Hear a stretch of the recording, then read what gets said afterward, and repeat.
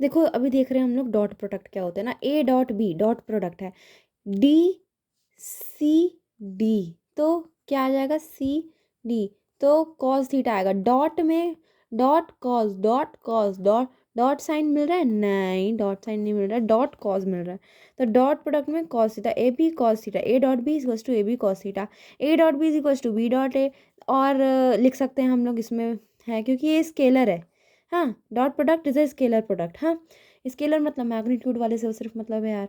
तो ए dot A को हम लोग ए स्क्वायर भी लिख सकते हैं। अब इसमें क्या है, सिर्फ एक ही एक कंपोनेंट मिलेगा। क्यों क्यों मिलेगा, देखो I dot I is equals to J dot J is equals to K dot K is equals to 1। अगर हम लोग आई जे के, हाँ के आई ऐसे लेंगे ना, तो फिर ये इसमें क्या मैटर नहीं करेगा, इसमें क्या वो उसका वैल्यू जीरो हो जाएगा। पूछो क्यों, क्योंकि हम लोग को मालूम है आई मतलब होता है एक्स एक्सिस, जे होता है वाई एक्सिस, के होता है जेड एक्सिस। अगर ये सब के सब ना अगर ऐसे अपन एंगल बनाए तो ये सारी की सारी होते हैं 90 डिग्री, और कॉस 90 क्या होता है, जीरो होता है। तो अगर हम लोग आई जे लेंगे जे के लेंगे, हाँ, और तो फिर क्या सबके एंगल क्या जीरो, मतलब सबका वैल्यू क्या जीरो आ जाएगा। बस हम लोग आई लेंगे तो कॉस जीरो कितना होता है, 1 होता है। तो सबका I dot I is equal to J dot K J is equal to K dot K is equal to 1, मतलब यही सिर्फ वैल्यू रखते हैं इसमें। ठीक, अब देखो अगर थीटा 90 डिग्री से कम है तो पॉजिटिव होगा, थीटा अगर 180 से कम है, 90 से ज़्यादा है, मतलब 90 से ज़्यादा 120 के कम, मतलब अगर सेकंड क्वाड्रेंट में आ रहा है, यहाँ पे आ रहा है, ये सेकंड क्वाड्रेंट में आ रहा है तो क्या निगेटिव होगा। और अगर थीटा 90 डिग्री है तब तो जीरो ही होगा। ठीक है, अब देखते हैं स्केलर प्रोडक्ट कहाँ कहाँ यूज़ होते हैं। स्केलर प्रोडक्ट होता है वर्क डन में यूज़ होता है, और किस में यूज़ होता है। स्केलर प्रोडक्ट वर्क डन में यूज़ होता है, स्केलर प्रोडक्ट पावर में यूज़ होता है, इसका स्केलर प्रोडक्ट इलेक्ट्रिक फ्लक्स में यूज़ होता है, स्केलर प्रोडक्ट मैग्नेटिक फ्लक्स में यूज़ होता है। ठीक, अब ये क्या लिखा है, मैग्नीट्यूड। अगर देखो क्वेश्चन में आया है कि दो ठो कंपोनेंट दिए है एक्स और वाई कंपोनेंट, इनका मैग्नीट्यूड निकाल के बताओ, तो हम लोग को क्या करना है, मैग्नीट्यूड के लिए दोनों जो एक्स और वाई कंपोनेंट है दोनों को माइनस कर देंगे, दोनों के आई जे के वाले उसको माइनस कर देंगे। ठीक, किस में कर रहे हैं, ये डॉट प्रोडक्ट में कर रहे हैं ऐसा। ठीक ना, डॉट प्रोडक्ट में क्या आई वाले को माइनस करेंगे, जे वाले को माइनस करेंगे, के वाले को माइनस करेंगे, और फिर जो आएगा उसको हम लोग अंडर रूट करके, हाँ, जो प्रोडक्ट मिला हम लोग को माइनस माइनस करने के बाद उसका जो मैग्नीट्यूड, सामने वाला आई कैप फिर सामने वाला बे कैप जे कैप, उस टाइप का ऐसे लिख के ऐसे लिख देना है, और फिर उसके बाद इसका स्क्वायर कर देना है। इसका स्क्वायर मतलब X square plus Y square plus Z square, Y square plus Z square, and we will get the magnitude. हाँ,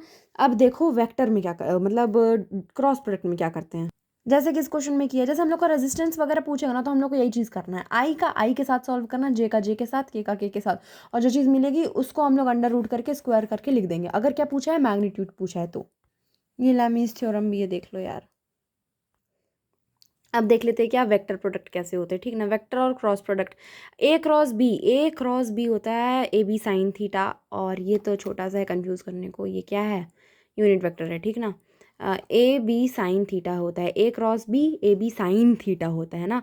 और अगर मान लो सी है जो परपेंडिकुलर है ए बी के, तो उसकी वैल्यू क्या हो जाएगी, ए बी साइन थीटा। अगर मान लो हम लोग का जेड एक्सिस कैसे निकालना, हम लोग का डायरेक्शन कैसे निकालना है ना, अगर हम लोग का ये एक वेक्टर है, ये दूसरा वेक्टर है, अगर ये एंटी क्लॉकवाइज घूम रहा है तो प्लस जेड एक्सिस मतलब बाहर की तरफ होगा, बाहर की तरफ होगा, और अगर क्लॉकवाइज घूम रहा है तो माइनस जेड एक्सिस होगा, मतलब अंदर की तरफ, अंदर की तरफ। ठीक ना, और a cross b is not equals to b cross a, इसमें ऐसा कुछ नहीं होता है। अब देखो ये चीज़ समझ में आ गई, ये चीज़ समझ में आ गई। अब a cross a is equals to zero हो जाता है, ये भी समझ लो, क्योंकि आई और आई कॉम्पोनेंट हो जाएंगे इसमें। ठीक ना, a cross a equals to zero हो जाएगा, ए क्रॉस बी ये समझ लिए, a cross b equals to zero होगा। क्यों, अगर पैरेलल वेक्टर होंगे, क्योंकि अगर उसके साइन जीरो कितना होता है, जीरो होता है, साइन 0 डिग्री।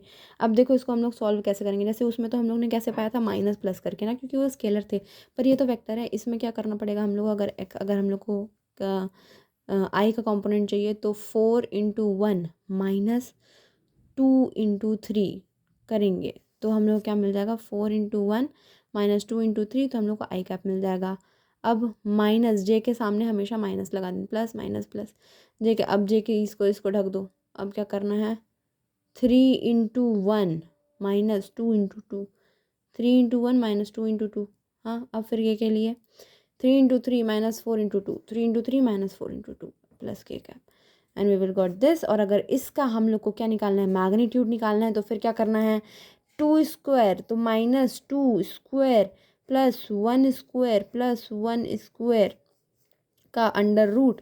तो इसका मैग्नीट्यूड कितना आएगा, इसका मैग्नीट्यूड आएगा 2। कैसे, 2 square +1 square +1 square under root, हाँ -2 स्क्वायर। चलो ठीक है, ये क्या हो जाएगा, ये माइनस प्लस लो या नहीं लो यार, स्क्वायर तो है तो कुछ भी नहीं होगा, ठीक है ना।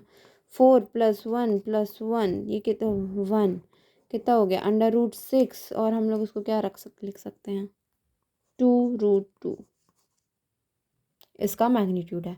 और area of parallelogram A cross B होता है, area of triangle A1/2 A cross B।